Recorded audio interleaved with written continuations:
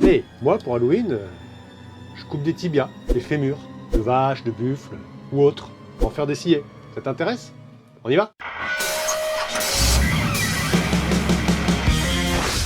Bonjour, je suis Franck et vous êtes sur la chaîne Pirate Custom Guitar. Ici, je t'ouvre les portes de mon atelier et je te montre comment on transforme ta guitare en engin de rock'n'roll à 4, 5, 6, 7, 8 cordes.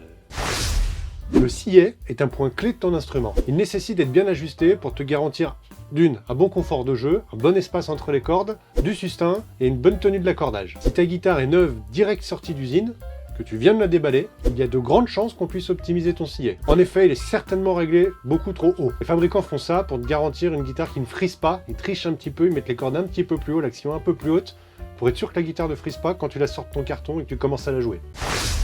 Alors mon client du jour m'amène sa superbe guitare, c'est une cire Larry Carlton L7, une copie de Les Paul avec une superbe table en érable blondé, faite d'un joli bleu, dégradé de bleu. Il m'amène sa guitare, il me dit que son problème c'est qu'il trouve que l'espacement entre le sol et le si est trop grand par rapport aux autres cordes, l'espacement des autres cordes.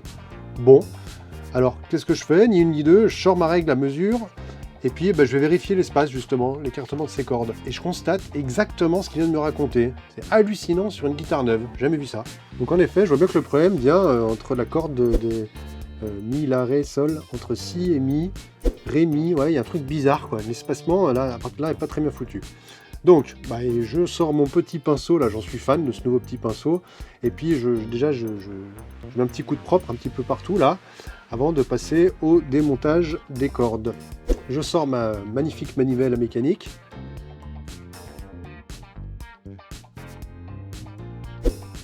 Et je commence à sortir le scalpel, parce que je me dis que de toute façon je ne pourrais pas le récupérer s'il est, donc il va falloir que je le démonte. Donc un petit coup de scalpel un peu partout, surtout qu'il a été pris dans le vernis, donc avant d'essayer de l'enlever, c'est quand même important de faire les découpes pour éviter d'arracher le vernis quand on va faire sauter le sillet. Je démonte le cache Trossrode. Je me dis tiens, j'ai une petite clé, j'en profiter voir si les mécaniques sont bien serrées. Bam, les mécaniques n'étaient pas du tout serrées, donc ça c'est pareil, c'est hallucinant pour une guitare sortie d'usine, ça coûte rien.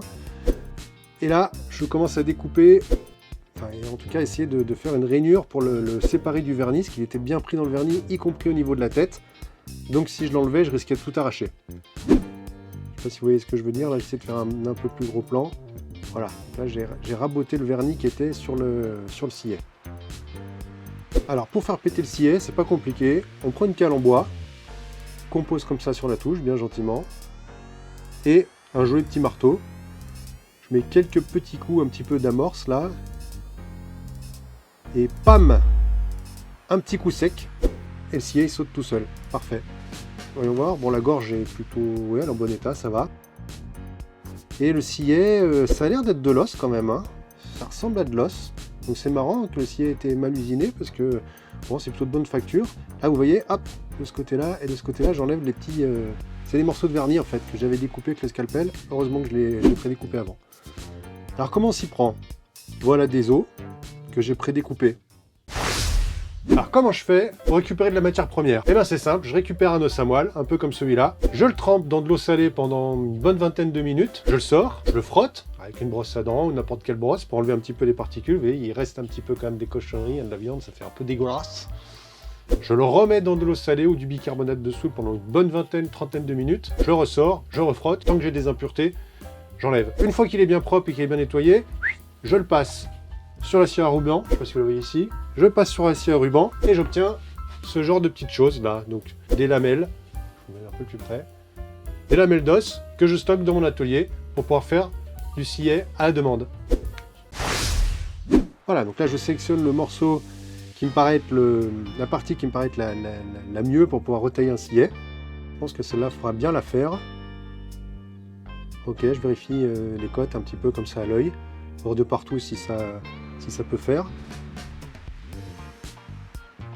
Et je vais commencer à prendre mes repères.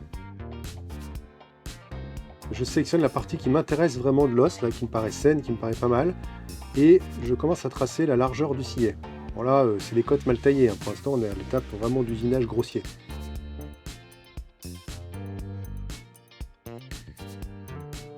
Je reporte ces cotes sur tout le tour. Vous avez compris l'idée quoi.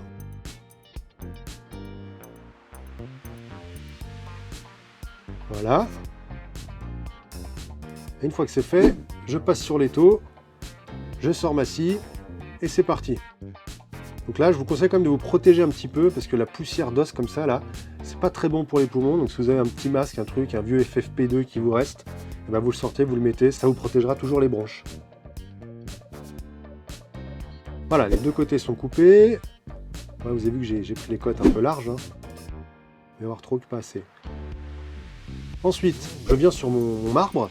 Donc j'ai un papier 400 qui est collé et je sors un 180 et je commence à usiner une face pour qu'elle soit bien plate.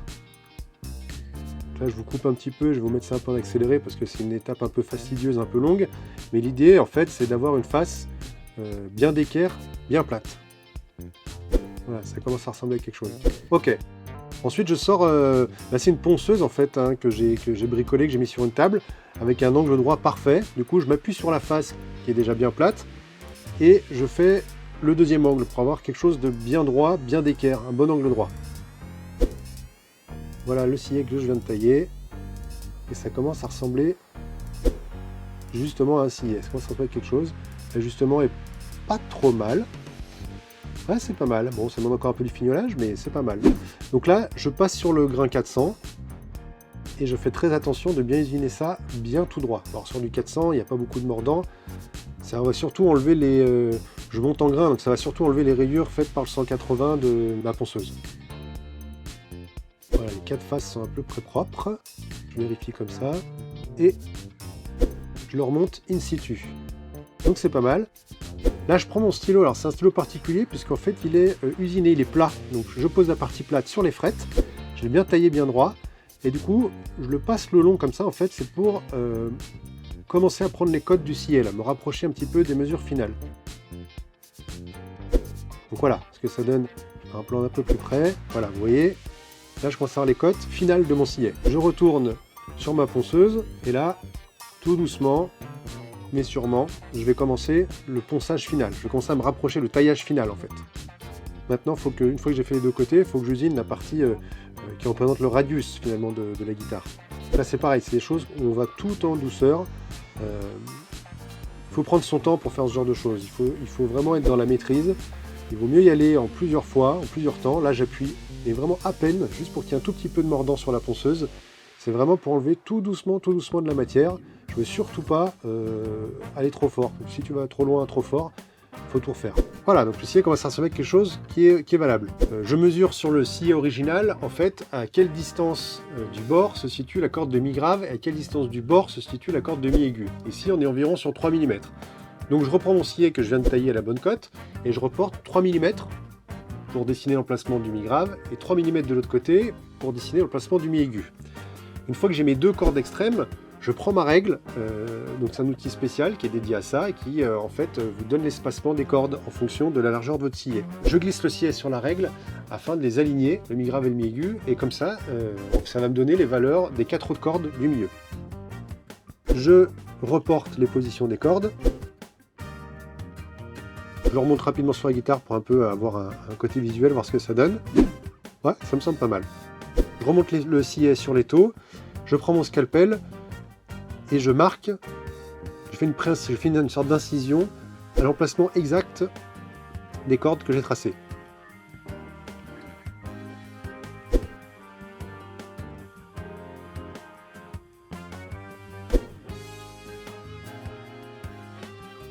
Ensuite, je prends ma plus petite lime et pareil, je repasse à l'endroit où j'ai fait les premières incisions. En fait, c'est pour m'aider à lancer les limes quand je vais vraiment tailler le sillet. Je monte le sillet en place. Et ce que je fais, c'est que je mets un peu en tension les deux cordes de mi pour le bloquer en place. Là, je commence l'usinage des cordes centrales, donc la ré et la sol. Je sors mes super limes musique nomade et je commence l'usinage. Alors c'est hyper important en fait de partir en direction des mécaniques, de commencer l'usinage bien à plat, et au fur et à mesure qu'on remonte vers les mécaniques, faire une sorte de courbe en direction de celle-ci. Ça épousera un petit peu la forme de la corde, quand elle sera bien tendue, bien en tension. Je répète le process, je recommence sur la corde de ré. Je vérifie un petit peu la hauteur rapidement. Ça me semble pas trop mal. De toute façon, là, c'est la première ébauche, hein. C'est pas encore le taillage final. Donc, vous avez compris, je fais toutes les cordes ainsi. Et ensuite, ça me permet de pouvoir faire la corde demi-grave et demi-aiguë. Voilà. Voilà ce que ça donne avec un plan d'un peu plus près. Ça commence à ressembler à un sillet. Hein. Alors, là, je vérifie un petit peu la hauteur de mes gorges. Donc en fait, l'idée, c'est que je frette au niveau de la troisième case et je regarde l'espace qui nous reste sur la première. Donc vous verrez que l'expérience, on peut le faire de différentes façons, avec une jauge. J'ai fait une vidéo, justement, enfin plusieurs vidéos comme ça, avec une jauge et des cales de mécanicien. Avec le temps, vous allez commencer et l'expérience, vous allez commencer un peu à sentir les choses. Donc, là, j'étais un petit peu trop haut, donc je passe à l'usinage final des gorges. Voilà, et je recontrôle toujours derrière. Donc, encore une fois, on y va tout doucement. Vaut mieux usiner en plusieurs fois que faire trop de dégâts d'un coup.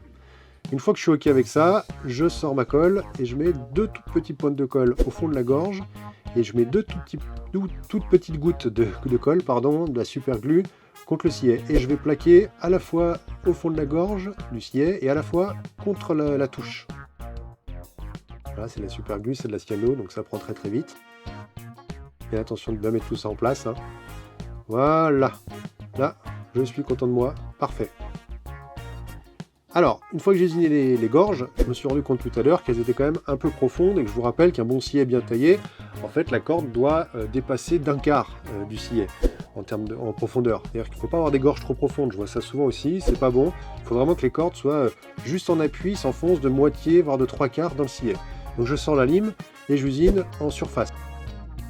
Une fois que je suis arrivé, enfin je dégrossis la lime, une fois que je suis arrivé à ce que je voulais, hein, donc chaque fois je remonte les cordes et je revérifie, là je vais passer à l'étape un peu du polissage. Ce qu'il y a de bien, c'est que l'os, quand on le polit, qu'on monte assez haut en grain, on a presque un bijou, quoi. Ça devient très très très joli. Donc pour les finitions, je sors mes mèches et je commence au 1500. Donc je rappelle que j'ai attaqué avec une lime, et ensuite j'ai passé au 400, maintenant je passe au 800, au 1500, et je vais jusqu'au 12000. Voilà, on commence à avoir un truc qui brille bien, qui est joli, qui est bien la couleur de l'os. Regardez ce beau coucher de soleil là, profite de l'été indien. Voilà, on a un sillet qui commence à être hyper joli, quoi. C'est nacré, moi j'adore faire ce travail-là.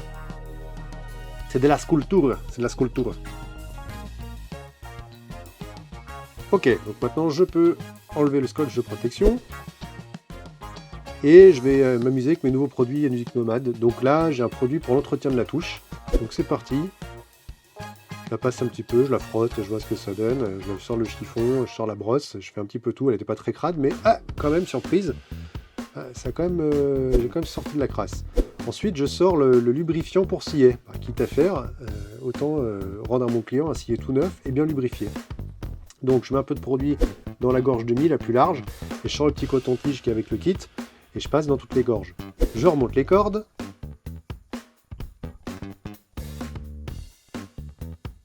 Et puis je remets en tension, hein, on va raccorder et voir ce que ça donne. Et ben voilà. Je suis assez content de mon travail. C'est un beau sillet. Les cordes tombent super bien, ça fait très joli. Une fois que j'ai remonté les cordes et que j'ai raccordé tout ça, je sors l'équivalent du fast fret, qui est quand même cool, parce que en une passe, hop, on fait toutes les cordes d'un coup. On sort la lingette qui est dans le support, ça c'est cool aussi. C'est une lingette microfibre qui peluche pas, donc encore une fois, que les avantages. Moi je suis assez convaincu de ce produit là, c'est top, ça va vite, c'est parfait. Et hop, je le range dans la petite boîte. Nickel. Après avoir vérifié que la guitare n'est pas bougée, bien sûr, je vais pouvoir remonter le cache-touros Rhodes. Je ressors le pinceau, mon petit pinceau fétiche là, et hop, je remets un coup de nettoyage pour enlever mes traces de doigts. Un petit plan avec l'ancien sillet et le nouveau. Voilà comment on passe d'os à moelle à un super sillet de guitare tout beau, tout neuf, tout propre. Voilà comment je réalise un sillet. Bon, c'est pas forcément super académique, mais en tout cas, c'est ma méthode et ça fonctionne pour moi. J'espère que ça vous aura inspiré. Regardez quelque part, je vous glisse en insert quelque part. J'ai déjà fait une vidéo sur la réparation d'un sillet qui avait un autre bobo, un autre problème. Comme par hasard, c'était encore une cire. Bon, moi je dis ça, je dis rien, hein, n'est-ce pas? Si vous avez aimé, n'oubliez pas, abonnez-vous, likez, commentez, ça m'aide à faire grandir la chaîne. C'est tout pour moi, je vous souhaite un joyeux Halloween, abusez pas trop des bons becs, prenez soin de vous, je vous embrasse, à très bientôt les moussaillons.